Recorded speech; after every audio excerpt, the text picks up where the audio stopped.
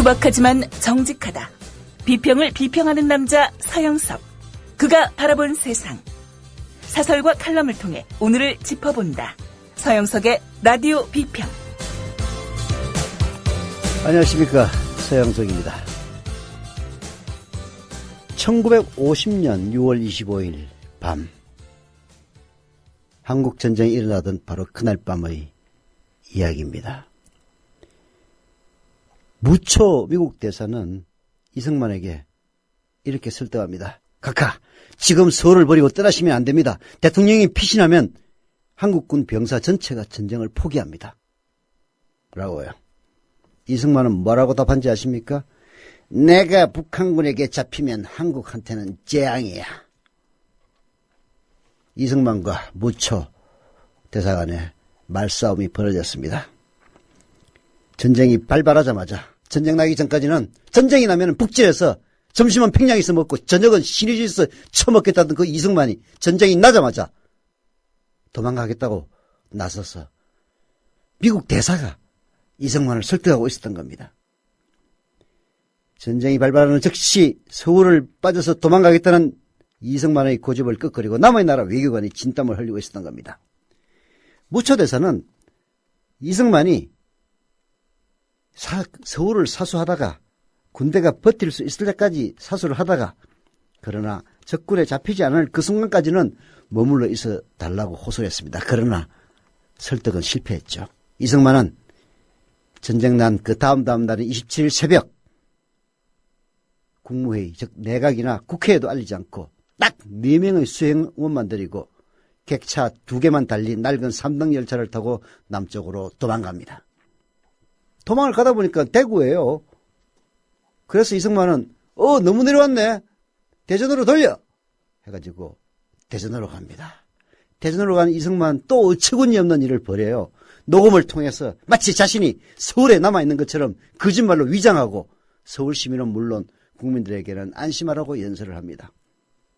그렇게 해서 만들어진 가짜 테이프, 서울로 올라가서 27일 밤 10시부터 여러 차례 방송이 됩니다. 이승만이 서울에 남아서 안심하라고 방송을 하니까 서울 시민들 피난 가지 않고 그대로 주저앉았습니다. 그러나 입소문을 통해서 이승만이가 실제로 도망갔다는 소식을 들은 정부와 군, 경찰의 고위 관계자들, 그리고 대다수 국회의원들은 일제히 가족과 함께 자산을 챙겨서 남쪽으로 도망갑니다. 그리고 방송 그 다음 날인 6월 28일 새벽 2시 15분 한강 인도교가 폭파됩니다. 이렇게 해서 서울 시민 대부분과 국군 주력부대 많은 군사장비들이 고스란히 한강 북쪽에 남게 됐는데요. 나중에 서울을 수복하고 나서 자기를 버리고 떠난 정부, 시민들은 그 정부로부터 다시 부역이니 침공이니 북한 협력을 했느니 이런 혐의로 처벌받거나 실제로 처형당합니다. 국민과 정부를 버리고 도망간 이승만이나 그 밑에 있던 하수인들, 그 일당들은 단 한 명도 처벌받지 않았습니다. 이게 바로 대한민국의 보수 우익들이 숭상하는 국부라는 이승만의 실체입니다. 독재자 스탈린도 이러지는 않았어요. 1941년 독일군이 모스크바로 물빌럿이 진공해 왔을 때 스탈린은 도망가지 않고 오히려 예정됐던 행사까지 그대로 거행하면서 자신들의 국민과 그리고 군대에게 용기와 희망을 줍니다. 그래서 결국은 모스크바를 사수해냅니다. 이승만, 국부라고요? 제대로 처벌을 받았으면은 6.25 때 이미 사형당했어야 할 인물이 바로 이승만입니다. 이런 이승만을 국부라고 내세우는 대한민국의 자칭 우파들이, 자칭 보수들이 정말 부끄러울 따름입니다. 라디오 비평 시작합니다. 함께하고 계신 방송은 정치평론가 서영석 미디어 협동조합 이사장이 진행하는 라디오 비평입니다. 지상철 조합원 신청 광고입니다. 강화대교 앞에서 개념 부부가 만드는 개념 곰탕, 연지연 곰탕. 연지연이란 가마솥의 장작불로 온종일 구워내는 곰탕을 서로 나누어 이어지는 인연이란 뜻입니다. 연지연 곰탕이 민주주의를 열망하는 조합원 여러분과 국민의 건강을 책임지겠습니다. 곰탕 포장 판매는 한 팩 800g에 7,000원이며 7팩 이상은 무료 배송으로 드립니다. 연지연 곰탕은 강화대교 입구에 위치해 있습니다. 단체 주문 예약 및 포장 주문 전화번호는 010-7252-1114, 010-7252-1114, 031-989-9968. 조합원 단체 예약은 10% 할인해드립니다.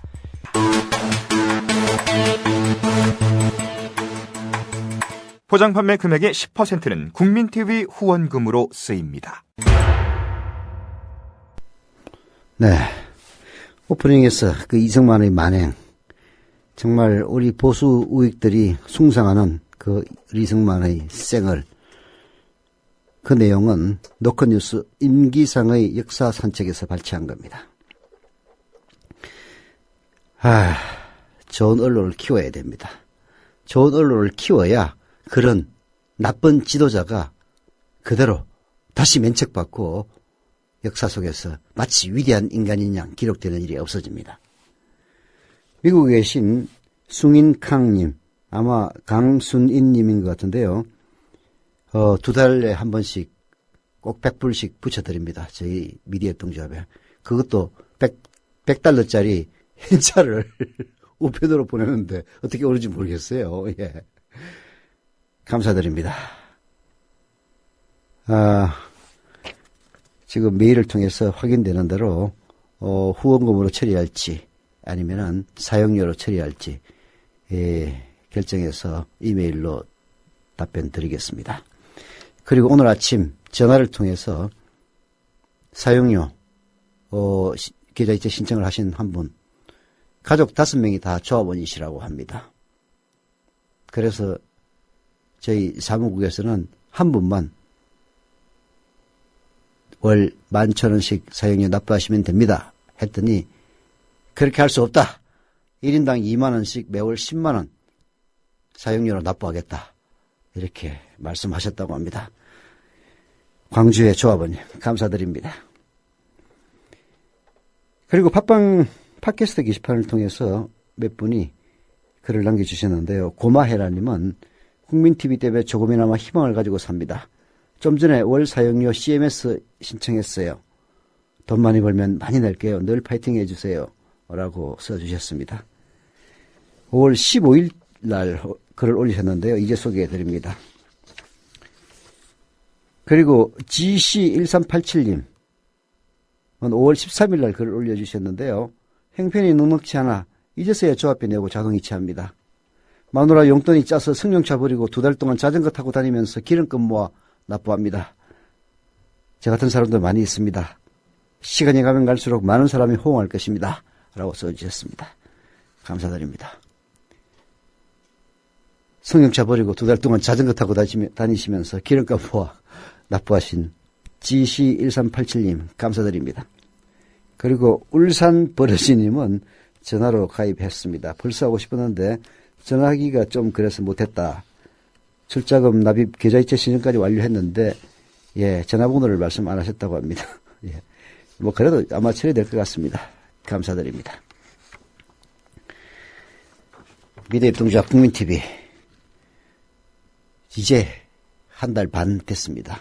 뉴스K는 라디오는 1년 넘었습니다만은 뉴스K 이미 호평을 받고 있습니다. 뉴스K는 말하자면은 특종으로 승부하는 그런 매체는 아닙니다. 아직까지 특종을 하기에는 시작한 지 너무 일천합니다. 그러나 매일 1시간씩 공정하고 올바른 뉴스를 여러분 안방으로 배달할 수 있다는 그 자체만으로도 큰 의미가 있고, 그리고 그것은 날이 갈수록 더 많은 호응을 받으리라 확신합니다. 그러나 여러분들이 더 물을 주고 키워주지 않으면은 자칫 좌초할 수도 있습니다. 자본과 권력으로부터 자유로운 진짜 공정언론 국민TV 조합원 되고 싶으신 분들은 국민TV 홈페이지 kukmin.tv 국민.tv로 들어오셔서 맨 위쪽에 조합원 가입 신청 클릭하시면 됩니다. 인터넷 사용이 불편하신 분들의 경우에는요. 미디어협동조합 사무국 02-3144-7737 02-3144-0933으로 전화하시면 직접 친절하게 가입시켜 드립니다. 오늘의 첫 필름은요. 경향신문 이봉수 시민편집인의 시각 박근혜 정권과 언론에 가망이 없는 이유 들려드립니다. 세월호 참사 한 달째 국민적 분노와 슬픔이 오히려 더해가는 것은 아직도 시신을 다 수습하지 못했기 때문만이 아니다. 지난 한 달 박근혜 정권과 언론이 보인 행태가 국민들을 더욱 깊은 절망의 바닷속으로 밀어넣고 있기 때문이다. 끔찍한 사고를 당하고도 근본 원인을 헤아리지 못하고 이기심과 탐욕을 과적한 채 여전히 위험수역으로 한국호를 몰고 간다. 세월호를 잊지 말자고들 하지만 세월이 흐르기도 전에 그 의미를 잊어버렸다. 아니, 우리 사회는 세계 최고의 경쟁지상주의와 성장제일주의, 그리고 배금주의와 천민자본주의를 향한 질주를 멈춘 적이 없다. 자본의 이윤 추구에 걸리적거리는 규제를 풀어 일자리를 창출하겠다는 등의 기본 노선, 곧 줄푸세 정책을 집권 세력이 전환하겠다는 말을 한 적이 있는가? 친정권 방송과 신문은 추모 분위기가 분노로 표출되는 것마저 못마땅해 하는 기색이 역력하다. 기업사회인 한국의 근본적 방향 전환을 요구할까봐 경계한다. 예, 이봉수 편집인의 글을 제가 계속 소개해드립니다. 보수 진보할 것 없이 언론과 야당이 촉구한 책임 추궁의 핵심은 관련자 엄벌과 대통령 사과 그리고 개각입니다. 사고가 인재이니 이제 관련자를 문책하고 안전대책과 매뉴얼만 잘 만들면 사고가 방지되겠습니까? 아니라고 생각합니다. 우선 대통령의 대국민 사과는 버티다가 한다니까 사고 수습의 전환점이 되는 것처럼 기대되는데 즉각 당연히 해야 하는 것일 뿐이었습니다. 그것도 19일날 한다면서요. 권위주의적 포퓰리즘의 한 특징은 잘못을 인정하거나 사과하는 것을 극도로 꺼린다는 점입니다. 대통령 책임제에서 총리를 비롯한 내각에 책임을 묻는 게 무슨 소용이 있겠습니까? 총리에게 책임을 지우는 게 블랙 코미디인 줄은 사람들 다 압니다. 정홍원 국무총리가 책임지고 물러나겠다고 하자 트위터에서 이런 글들 돌아다녔습니다. 정홍원이 누구야? 아, 물병 맞은 아저씨? 역대 총리의 존재감 없음은 서울시장 후보 경선에서 번번이 패배한 데서도 잘 알 수가 있습니다. 권한이 없는 이에게 책임을 묻는 것은 자체 모순일 뿐 아니라 진짜 책임져야 할 권력자에게 면죄부를 주게 됩니다. 모든 권한을 털어진 제왕적 대통령의 모습을 극명하게 보여주는 코미디가 바로 박근혜의 깨알 지시를 받아 적는 청와대 회의 장면입니다. 그걸 볼 때마다 드는 느낌은 수첩을 복사해서 나눠주면 될 일인데 장관과 참모들이 고생한다는 거였습니다. 맞는 얘기입니다. 뭐 하려고 그렇게 받았습니까? 박근혜 수첩 복사해가지고 그냥 나눠주면 될 건데. 최고 권력자의 말을 일제히 받아 적는 나라 박근혜 그리고 북한의 김정일 얘 또 어디 있는지 정말 궁금합니다. 궁금해요. 권위주의적 포퓰리즘은 의전, 곡격식과 행사를 중시하고 명령체계의 일사불란함을 귀한 가치로 삼는다. 박 대통령이 윗분의 뜻을 받들어 모시는 데 이력이 난 김기춘 비서실장을 좋아하고 맘에 들지 않거나 토를 다는 사람에게 레이저 광선을 쏘는 것도 같은 정서다. 그런 분위기에서 인사권을 준 대통령에게 목내놓고 쓴소리할 사람이 있을까? 권력이 분산된 민주주의 국가보다 독재 국가에서 대형 사고가 잦은 것은 권위주의가 부패의 온상이 되어 안전 시스템을 망가뜨리고 원활한 의사소통에 의한 사고 예방을 방해하기 때문이다. 세월호 사고 직후 현장 지휘체계가 재구시를 못한 것은 상관의 지시 없이 움직이면 손해라는 생각이 앞서 보고하기에 바빴던 탓이다. 툭하면 민원인과 시위대가 청와대로 몰려가는 것도 자업자득이다. 정말 잘 지적하고 있습니다. 권력이 분산된 민주주의 국가보다도 독재 국가에서 대형 사고가 잦은 것은 바로 그 권위주의가 부패의 온상이 되어서 안전 시스템 망가뜨리고 원활한 의사소통, 사고 예방, 방해하기 때문입니다. 현장 지휘 체계 재구시를 못한 것도요. 상관 지시 없이 움직이면 손해라는 생각이 앞서서 보고하기에 바빴던 겁니다. 왜 민원인과 시위대들이 툭하면 청와대로 몰려가겠습니까? 청와대로 몰려가지 않으면 아무것도 안 되기 때문입니다. 자업자득이 아니고 누구에게 원망하겠습니까? 그런 청와대로 몰려가는 사람들 노란 리본만 달고 있다면 못 가게 막는 이게 나랍니까? 정말 쪽팔려서 못 살겠습니다. 권한은 대통령이 장악하고 있는데 책임은 분산시켜 놓은 것이 지금의 재난구조 체계다. 지방행정연구원은 최근 재난대응 컨트롤타워를 대통령 직속기구로 둘 경우 대통령 책임이 무거워진다며 대통령의 안위를 더 걱정하는 보고서를 내놨다. 야당 의원이 대통령을 비난하면 여당 의원들이 결사옹위를 하고 나서는 것도 북한을 닮았다. 북한처럼 모든 권력을 박근혜 혼자서 쥐고 있으면서 그래서 박근혜가 깨알짓이 안 하면 돌아가지 않는 그런 복지부동을 만들어 놓고 재난 컨트롤 타워를 대통령 직속기구로 만들면 대통령한테 책임이 돌아가니까 안 된다는 이따위 보고서를 내놓고 야당 의원이 대통령 비난하면 여당 의원들이 결사옹위를 하고 진짜 북한과 다를 게 뭐가 있는지 요즘 들어서는 헷갈려. 물론 북한도 독재자의 손자가 통치하고 있고 남한도 독재자의 딸이 통치하고 있다는 점은 닮긴 닮았습니다만은 그나마 박근혜는 선거라는 행식이라도 치러서 뽑힌 대통령이라서 조금 다를 줄 알았더니 부정선거로 당선된 대통령 역시 아니나 다를까 합니다. 예. 세월호 관련 외국 언론 보도를 모니터링하면서 느낀 점은 이번 기회에도 책임을 묻는 정치체제를 만들지 못하면 앞으로도 인재가 계속 터질 것이라는 걱정이다. 영국 가디언은 이러고도 지위를 보전할 수 있는 지도자가 서방에는 있을지 모르겠다라고 썼고 BBC는 실종자 가족들이 서울에서 420km 떨어진 섬에서 도보 행진을 시작하자마자 경찰이 막아선 화면을 내보내며 이해할 수 없는 장면이라고 보도했다. 파이낸셜 타임스는 박 대통령의 권위주의를 비판하면서 국정원의 사회관계망 서비스 여론조작 사건을 예로 들었다. 네. 외국 언론이 제대로 보도하던 시절이 바로 유신 시절입니다. 대한민국 당시 언론들은 박정희에 대해서 말 한마디 잘못하면 뭐 긴급조치 위반이 하면서 다 잡아갔어요. 중앙정부를 끌고 가서 쭉 팼습니다. 언론인들 중에서 그 무지막지한 중앙정보부의 군합발에 맞아서 병신되고 그런 사람들 한두 명이 아닙니다. 외국 언론이 제대로 보다는 박근혜 시대 이게 제2의 유신이 아니고 뭐겠습니까? 이 유신을 우리 국민들이 손 놓고 있기 때문에 이명박의 그 전횡을 손 놓았기 때문에 그래서 또다시 박근혜에 쏘가 넘어갔기 때문에 이런 일이 벌어지는 겁니다. 민주주의의 핵심이 책임정치와 집회, 표현, 언론의 자유에 있음을 체득하고 있는 영국인들 그 사람들의 논어로는 세월호 침몰을 둘러싸고 벌어지는 한국적 현상이 이상할 수밖에 없을 겁니다. 영국은 내각 책임제여서 크게 책임질 일이 있으면 정권이 바뀝니다. 그리고 핵심 권부는 청와대가 아니라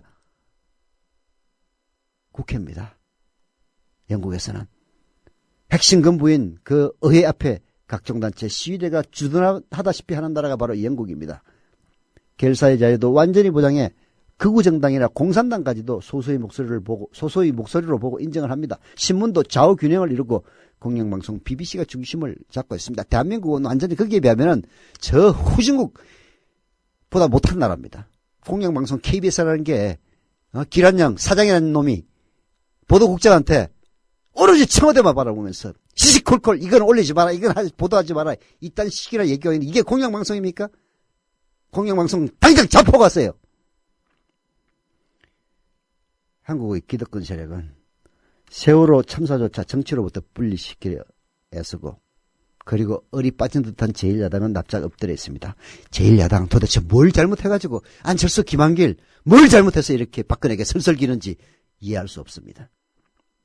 자본의 방종과 관료 유착을 제어하기는커녕 조장하다시피 해온 정치에 가장 큰 재난 원인이 있는데도 도대체 정치로 해결하지 못한다면 어떻게 하겠다는 겁니까? 정부를 견제해야 할 의회 정치가 제대로 작동하지 않은 마당에 소셜미디어와 거리의 정치까지 막으려 듭니다. 가장 치명적인 유언비어는 바로 정부 당국의 전원 구조라는 발표였는데도 말입니다. 언론 또한 공범이다.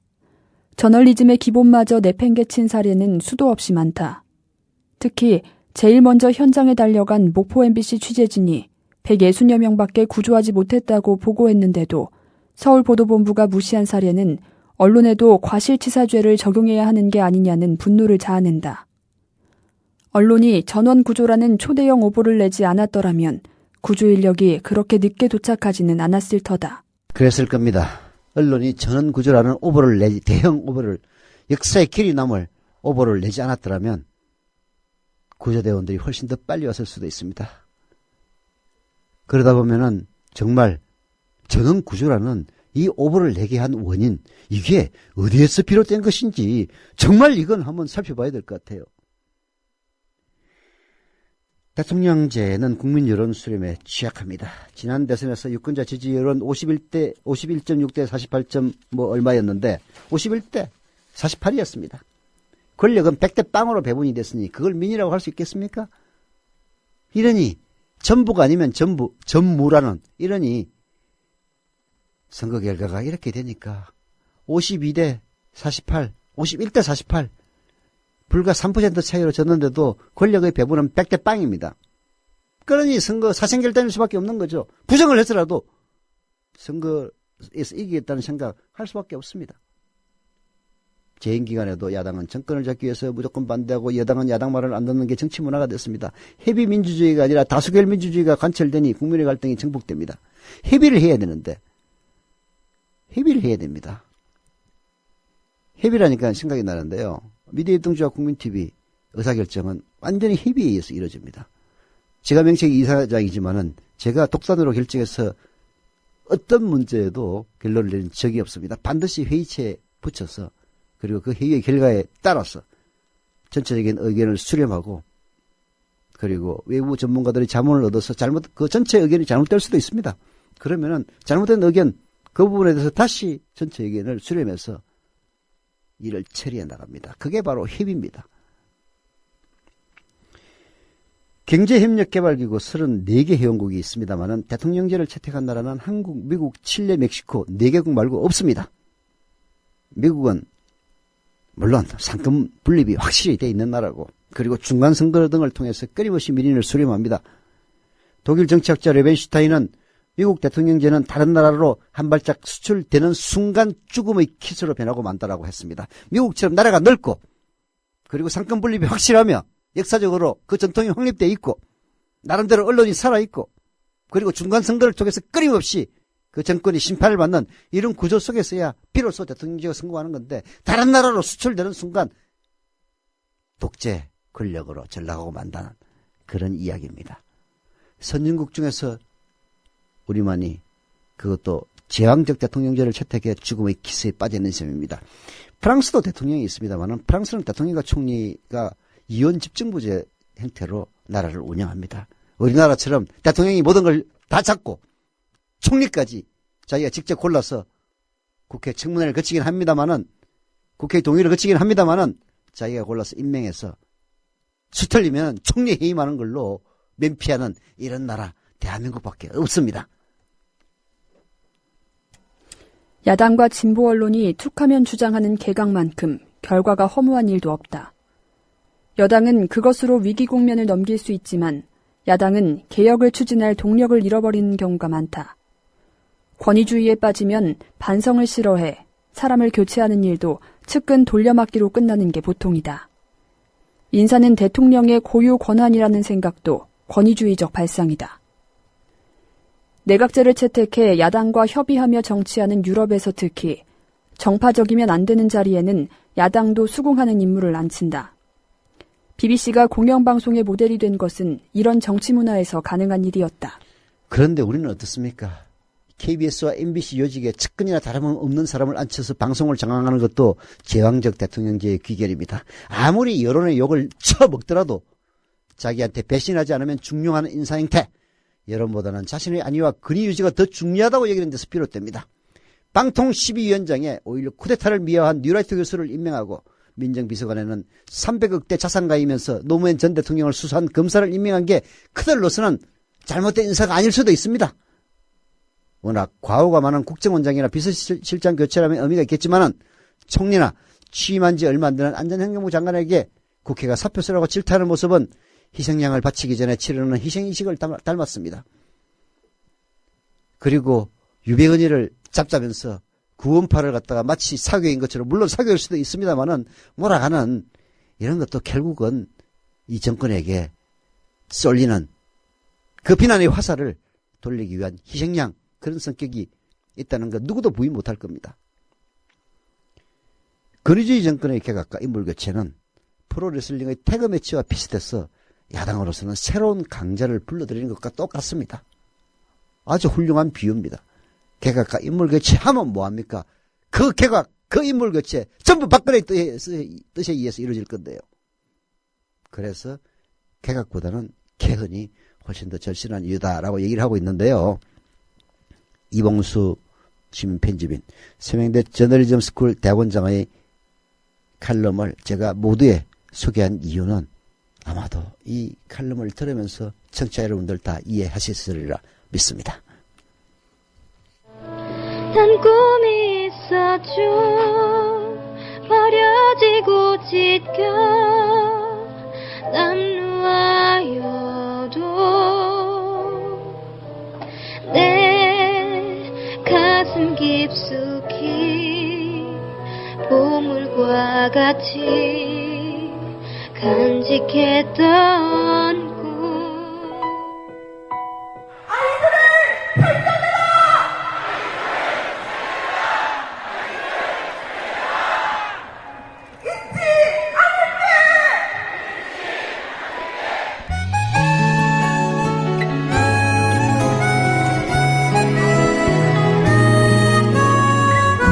세월호 참사 희생자를 추모합시다. 그리고 진상규명을 요구합시다. 나 혼자의 목소리만으로는 안 됩니다. 함께 외칠 때 큰 메아리를 만들어낼 수 있습니다. 5월 17일 토요일 저녁 6시 서울 청계광장으로 모여주십시오. 안전한 대한민국을 위한 여망, 민주주의 회복과 언론개혁을 위한 강력한 의지, 시민들이 함께 모아 큰 힘으로 만들어냅시다. 5월 17일 토요일 저녁 6시 잊지 마세요.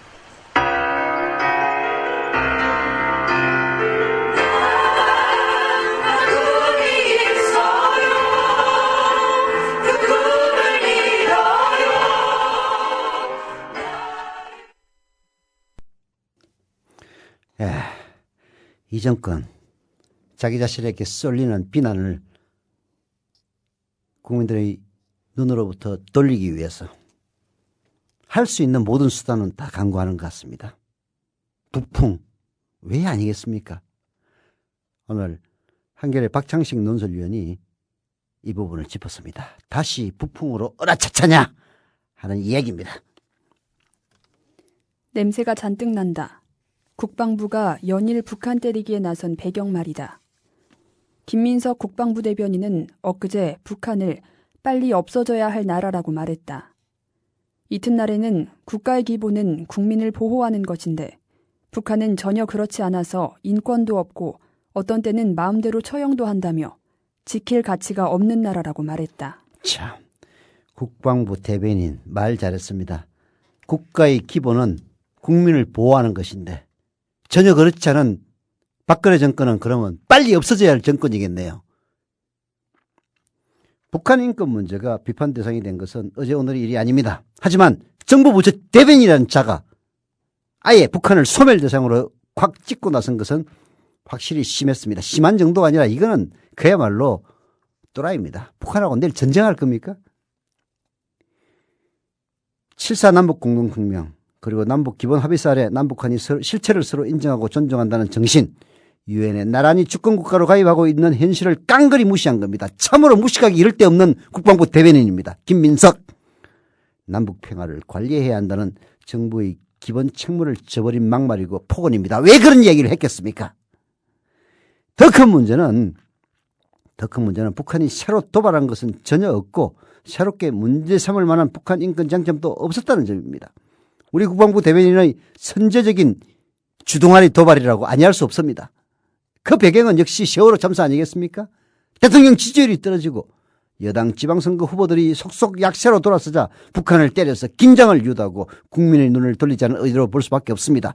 음모론적으로 얘기하자면 이렇게 입으로 도발해놓고 주둥아리로 도발해놓고 나서 뭔가 진짜 소규모 국지전이라도 불사할 것이지 않느냐라는 그런 걱정마저 듭니다. 북한을 때려서 긴장을 유도하고 국민의 눈을 돌리자는 그런 의도. 실제로 북한은 김민석의 막말이 나오자마자 국방위원회, 조국평화통일위원회, 이른바 조평통 등 여러 기구가 보복전을 거론하면서 반발했습니다. 미국마저도 남북의 긴장 격화를 우려하게 이르렀습니다. 박근혜 정부는 국정 실무에 무능했다. 출범 1년 3개월이 되도록 국정 성적표는 보잘것없다. 국정원과 군의 대선 개입, NLL 녹취록 공방, 국정원의 증거 조작 사건 대응에 골몰했지 그 밖에 생산적으로 한 일을 기억하기는 어렵다. 경제민주화와 복지 등의 대선 공약은 대부분 흐지부지가 되었다.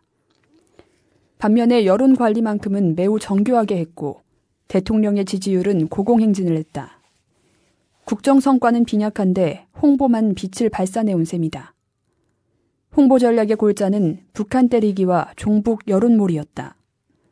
정부는 개성공단 가동 중단을 무릅쓰고 북한과 대결태세를 취했다. 박 대통령은 통일 대박론과 드레스덴 선언 등을 이어갔는데 그것도 화해 협력과 평화 노선이라기보다는 본질적으로 북한 압박론, 붕괴론의 변형이었다. 이석기 내란음모 수사에서 통합진보당 정당 해산 심판 청구에 이르기까지 종북몰이를 펼쳤다. 그 결과 야권은 분열되었고 기가 죽어 대정부 비판을 제대로 하지 못했다. 참으로 무능하기 짝이 없는 야권입니다. 옛날 김대중, 김영삼이 살아있을 때 야권 이러지 않았어요. 참 무능하기 짝이 없는 김한길, 무능하기 짝이 없는 안철수입니다. 세월호 참사는 국정에 무능하고 여론관리에는 능한 이 정부, 박근혜 정부가 갖고 있는 실력의 한계를 그대로 드러낸 사건입니다. 대통령 박근혜 씨는 과거로부터 내려온 잘못된 적폐를 지적했습니다. 우리 기업과 사회에는 돈과 이윤, 경쟁과 효율성만을 좇는 적폐가 심각합니다. 실제로. 그러나 정부 대응 태세로 보면요. 과거 정부에서 만든 나름의 재난 대응 체계를 박근혜 정부가 섣불리 흔들었다가 혼란만 키운 측면이 훨씬 더 큽니다. 역대 정권의 적폐라기보다는 박근혜 정부 들어서 짧은 시간에 이례적으로 신속히 축적한 현 정부의 적폐가 한꺼번에 민낯을 드러냈다고 할 만한 상황입니다. 박근혜 정권이 들어서서 그동안 아무 한 일도 없고 공무원 조직에게 급만 주면서 모든 권력을 박근혜에게로 집중시키고 깨알같은 지시를 하고 그래서 누구도 상관의 지시 없이는 박근혜 지시 없이는 아무 일도 하지 않는 공무원의 복지부동 이런 총체적인 박근혜 정권의 적폐가 바로 세월호 참사를 불러일으켰다 이 말입니다. 문제는 앞으로입니다. 대통령부터 공감 능력을 회복하고 국정을 크게 쇄신할 것이냐 여전히 정치공학과 여러모레 기댈 것이냐 문제는 바로 여기서부터입니다. 국정 쇄신 전망은 그렇게 크게 밝아 보이지는 않습니다. 청와대 민정비서관에 초강성 인물이 기용된 것도 그렇고요. 무엇보다도 노무현 대통령을 죽음에 이르게 했던 그 인간을 민정비서관에다 기용을 한 겁니다. 그리고 나름대로 합리적 견해를 대변한다고 알려진 홍보참모들은 줄줄이 떨려났습니다. 무엇보다도 국방부 대변인의 선제 입도발이 북풍으로 다시 한번 으라차차를 꿈꾸는 여권 핵심부의 정서를 대변하는 것이 아닌지 걱정됩니다. 그러나 국민들은 그런 무모한 도발을 하다가 들통이 났을 때 엄벌에 처해진다는 사실 다 기억합니다. 권영에도 결국은 실행 살았어요. 그것도 그야말로 화해를 외쳤던 김대중 정권이었기 때문에 그 정도 살았던 겁니다. 지금 권영애 같은 북풍 공작의 실체가 만약에 밝혀진다면 그 인간은 어쩌면 극형에 처해질지도 모릅니다. 또 하나의 공정 언론 국민TV 뉴스. 한국의 오프라인 뉴스, 온라인 여론, 국민TV 뉴스에 접속하시면 한눈에 만나실 수 있습니다. 또 하나의 진짜 언론 국민TV 뉴스. 뉴스.국민.tv, 미디어 협동조합 국민라디오, 국민TV의 자매 인터넷 신문, 국민TV 뉴스에 지금 접속하세요.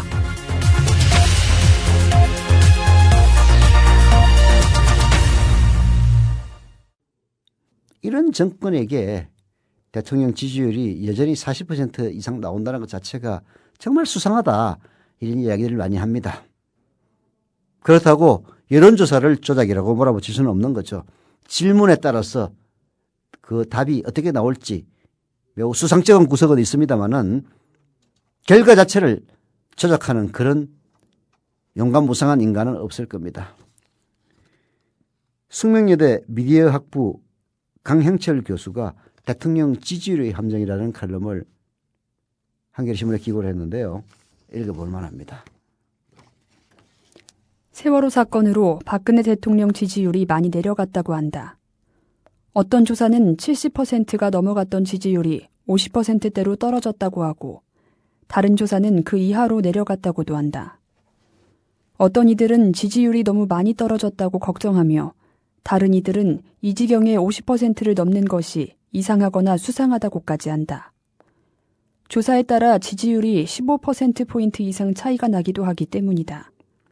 그러나 수상함의 원인은 조작이라기보다는 여론조사가 지닌 근본적인 한계에 있다. 네. 여론조사가 여론을 정확히 반영하려면 두 가지 전제를 충족해야 됩니다. 첫째는 사람들의 속마음을 잘 이끌어내는 겁니다.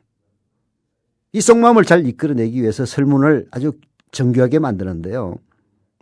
이 설문을 어떻게 하느냐에 따라서 답이 많이 달라집니다. 예컨대 리얼미터라고 하는 조사에서는 이렇게 질문합니다.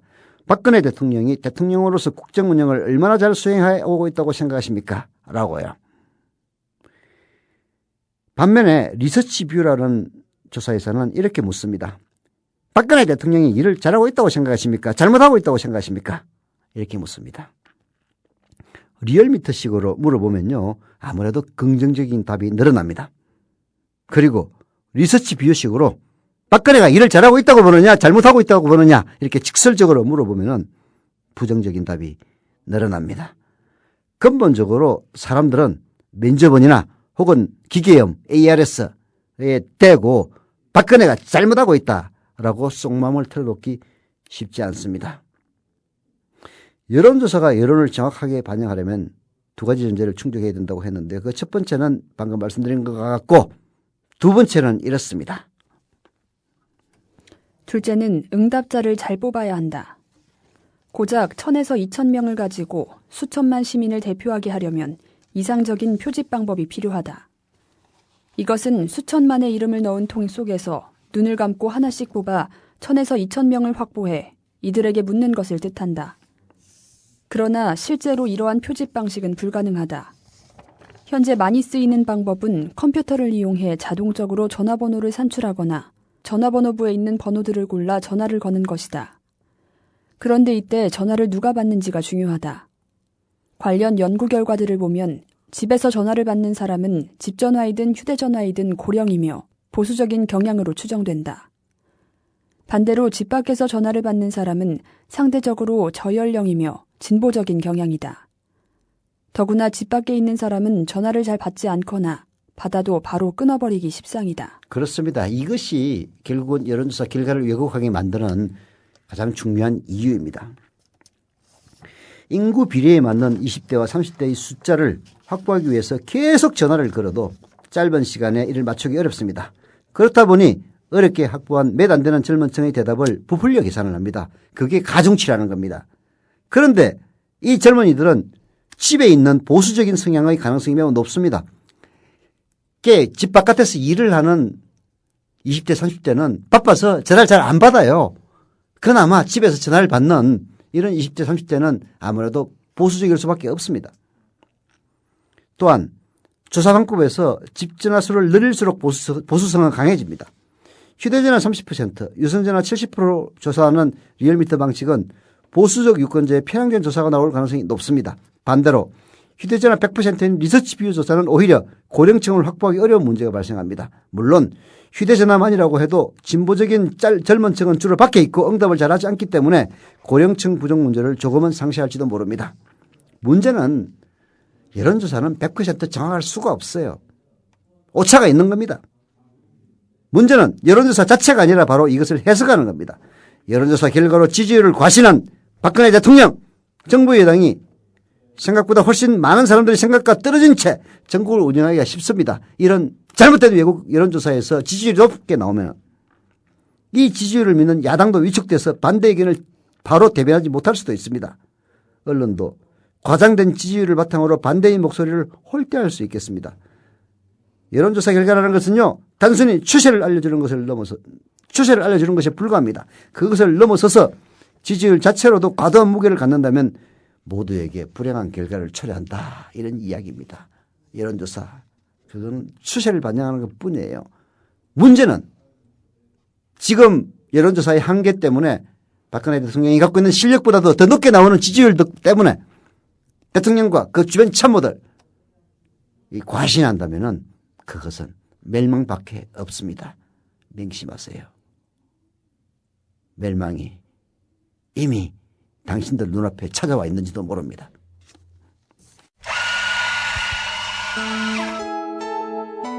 조합원을 위한 만남의 공간, 국민 카페를 아시나요? 질 좋은 원두로 만든 커피, 그리고 다채로운 음료는 기본이고요. 각종 공개 방송, 우리 사회의 건강한 지식인이 펼치는 따뜻한 특강이 펼쳐지고요. 특히 이 안보는 하나의 술이자 학이다. 즉 과학이라고 얘기를 했습니다. 특히 차재민, 김민기의 DD쇼가 열리고요. 자유롭고 내가 한 시민으로서 내가 어떤 말이든 할 수 있는 사회가 됐으면 좋겠고 매일 밤 9시에는 뉴스K 단체 관람도 있습니다. 섣부른 희생양 만들기로는 온 사회가 느끼고 있는 이 죄책감을 지울 수 없습니다. 서울 마포구 월드컵로 37 미디어 협동조합이 세운 카페, 국민 카페로 여러분을 모십니다. 네. 서울 양천구 신월 사동에 희주님 조합원가에 감사드립니다. 희주 하니까 어디 많이 듣던 이름인데요. 동명이인 같습니다. 그리고 바보 하나님 조합원가에 감사드립니다. 게시판에 대포동님 국민TV 제주에서 열정적으로 응원합니다. 방금 월자동이체 신청했습니다. 어려운 여건에서도 열심히 해주길 부탁드립니다라고 써주셨네요. 감사드립니다. 양털님 역시 자동이체 늦어서 죄송합니다. 근처에 갈 일이 있어서 직접 찾아가서 신청했습니다. 4월 요금은 증자로 완료했습니다. 라고 써주셨습니다. 감사드립니다. 경향신문 사설 시민을 급하게 촛불 확산 막겠다는 거냐 들려드리겠습니다. 검찰이 이른바 불법 상습 시위사범에 대해 집회 주최 측이 아닌 단순 가담자도 삼진아웃죄를 적용키로 했다고 한다. 서울중앙지검은 지난해 4월에서 6월 서울 대한문 앞에서 천막농성을 벌인 쌍용자동차 범국민대책위 관계자 22명을 재판에 넘기면서 삼진아웃죄를 적용한 첫 사례라고 밝혔다. 지난해 6월부터 대검찰청이 시행해온 폭력사범 삼진아웃죄를 확대 적용한 것이라는 설명도 덧붙였다. 시위사범을 3번 이상 걸리면 처벌하겠다는 삼진아웃죄는 문제가 많습니다. 첫 번째, 헌법적 기본권인 집회의 자유를 침해할 우려가 큽니다. 검찰은 상습 시위꾼은 반드시 법정에 세울 것이라고 강변했는데요. 상습 시위꾼이라는 용어부터 부적절합니다. 주권자가 자기의 헌법적인 기본권을 상습적으로 행사하면 처벌 대상이 될 수 있다는 얘기입니까? 이건 위헌적 발상입니다. 집회나 시위는 사회적 약자나 소수자들이 자신의 의사를 공개적으로 표현하고 관찰하는 창구이자 수단입니다. 집회 시위 과정에서 일부 불법 행위가 불거진다 해도 일반 범죄와 같은 선상에서 놓고 판단해서는 안 됩니다. 시민의 정당한 분노를 불온시하는 세력 검찰뿐입니까? 경찰도 경복궁에 입장한 관광객에게 노란 리본을 달았다는 이유로 불신 검문을 했다고 합니다. 국가 공권력이 총동원돼 시민들에게 가만히 있으라고 어르는 객입니다.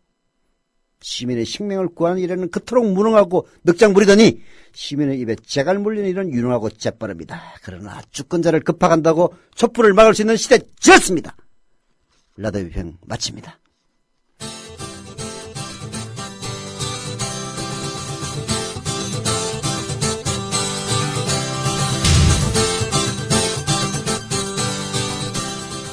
야